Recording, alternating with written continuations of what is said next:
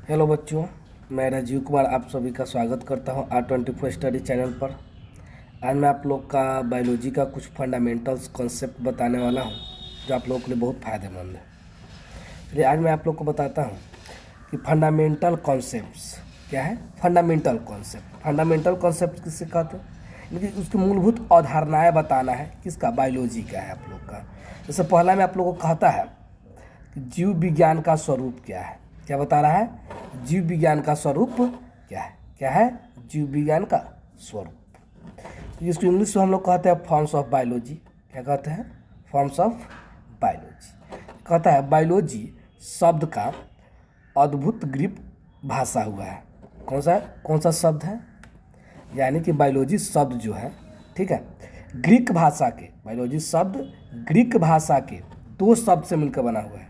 Biology शब्द किससे मिलकर बना हुआ है? ग्रीक भाषा के दो शब्दों से मिलकर बना हुआ है, जिसे हम क्या कहते हैं? बायो। क्या कहते हैं? बायो और लोगोस। किससे मिलकर बना हुआ है?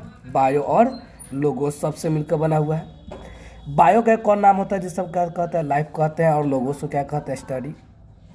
यानी कहा जाता है कि जीव विज्ञान को जीवन का विज्ञान भी कहा जाता है। यानी कहने का मतलब है कि बायोलॉजी शब्द जो है ना, कितने शब्दों से मिलकर बना हुआ है? दो शब्दों से मिलकर बना हुआ है। कितने शब्द से मिलकर? दो शब्दों से मिलकर बना हुआ है। कौन कौन? एक है बायो और दूसरा का है लोगोस। क्या है? एक है बायो और दूसरा का लोगोस। देखिए, अब कहा जाता है कि बायोलॉजी किसे कहते हैं ना। क्या कहा जाता है? बायोलॉजी किसे कहते हैं? कहता है जीव विज्ञान को एक तरह से हम लोग क्या कहते हैं? जीवन का विज्ञान। और बायोलॉजी को बायोलॉजी ना कहकर हम क्या कह सकते हैं? इसको अब लाइफ साइंस भी कह सकते हैं। क्या कह सकते हैं? लाइफ साइंस कह सकते हैं। बायोलॉजी शब्द का जो प्रयोग हुआ था सर्वप्रथम 1802 में हुआ था। बायोलॉजी शब्द का प्रयोग कब हुआ था?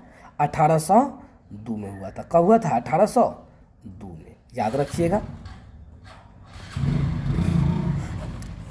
और ये जो किए थे बायोलॉजी शब्द का सर्वप्रथम उपयोग कब हुआ था? 1802 में। और कहीं कहीं आप देखिएगा तो ये आपको मिलेगा 1801 भी मिल जाएगा कहीं कहीं आप लोग को। और ये जो किए थे लैमार्क और ट्रेवलिनस किए थे। कौन किए थे? लैमार्क और ट्रेवलिनस। ध्यान में रखिएगा आप लोग। बायोलॉजी शब्द का सर्वप्रथम उपयोग कौन किया था? लैमार्क और ट्रेवलिनस किए थे। कब? 1802 या 1801 में। इसको याद रखिएगा। अब आप लोग को जानना है कि परिभाषा, बायोलॉजी की परिभाषा क्या होती है ना। देखिए, कहा जाता है कि यह विज्ञान की वह शाखा होती है। यानी कहा जाता है कि बायोलॉजी जो है विज्ञान की वह शाखा है। बायोलॉजी विज्ञान की वह शाखा है जिसके अंतर्गत जीवित पदार्थों के अद्भुत विकास, आहार एवं जनन जैसी अनेक जैविक क्रियाओं का प्रयोगात्मक विकास किया जाता है। क्या कहा जाता है कि बायोलॉजी विज्ञान की क्या एक शाखा होती है। क्या है? एक शाखा है। क्या है? एक शाखा है जिसके अंतर्गत जीवित पदार्थों का अद्भुत विकास, आहार एवं पाचन जैसी अनेक जैविक क्रियाओं का क्या करते हैं? अध्ययन करते हैं। यानी कि बायोलॉजी क्या बताता है हमको कि जो जीव होता है ना, जीव, वो क्या उसका अद्भुत, यानी कि उसका बनावट कैसा होगा, उसका विकास कैसा होगा, वो खाता पीता किस तरह से है, और वो जनन की क्रिया किस प्रकार करता है, उसके बारे में आपको बताते हैं ना। अगला बताता है कि जीव विज्ञान का जो जनक है अरस्तु को कहा गया है।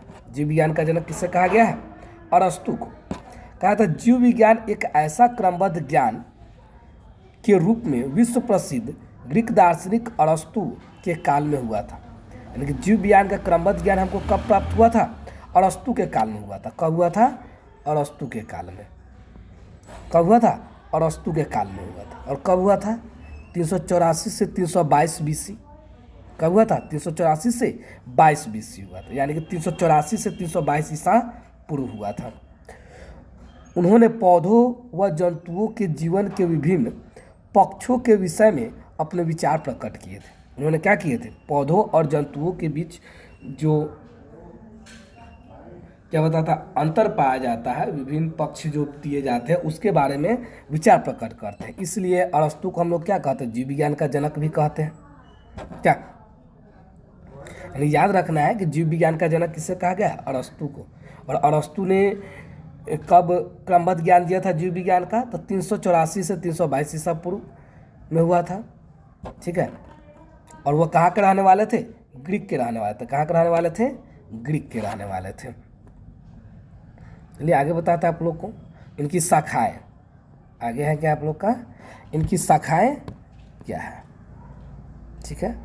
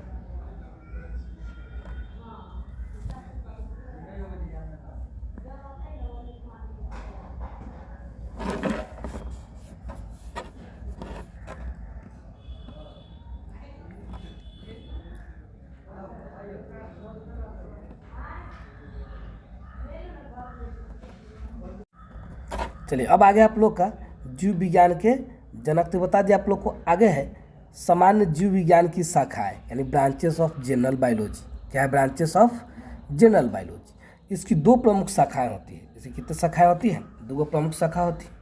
पहला होता है वनस्पति विज्ञान और दूसरा का होता है जंतु विज्ञान।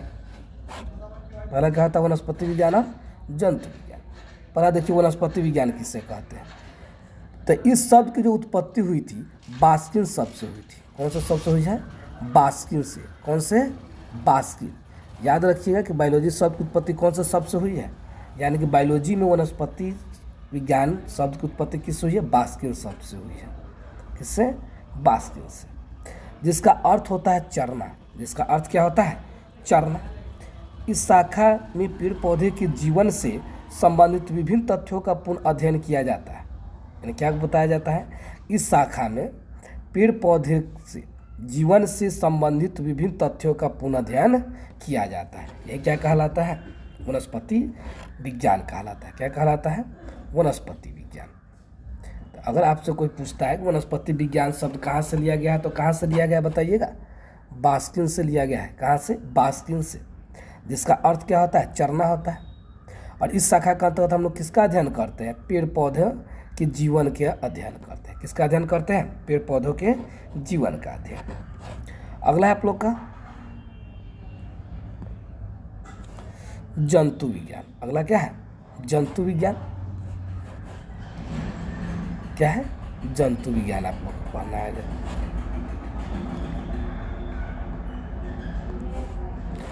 चलिए आगे ध्यान दीजिए, आप लोग क्या पढ़ना? जंतु विज्ञान। कहता है जंतु विज्ञान को हम लोग क्या कहते हैं? जूलॉजी कहते हैं। क्या कहते हैं? जूलॉजी। जंतु विज्ञान को हम लोग क्या कहते हैं? जूलॉजी।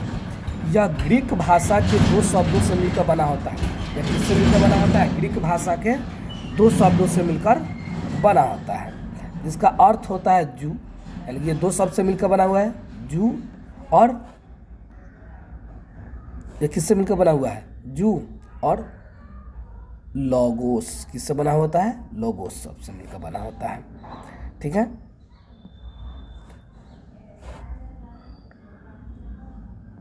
और देखिए जू का अर्थ क्या होता है? एनिमल। जू का अर्थ क्या होता है? एनिमल। और लोगोस का अर्थ होता है स्टडी। जू का अर्थ क्या होता है? एनिमल। और लोगोस का अर्थ स्टडी, अर्थात जंतुओं का अध्ययन।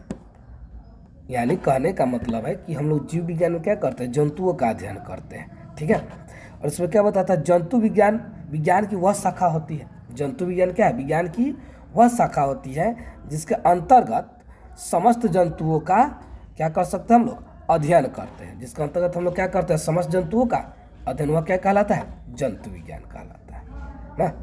यहाँ तक आप लोग कंप्लीट कर लीजिए और आगे के लिए कमेंट करें अगर आगे आपको वीडियो अच्छी लगती हो तो।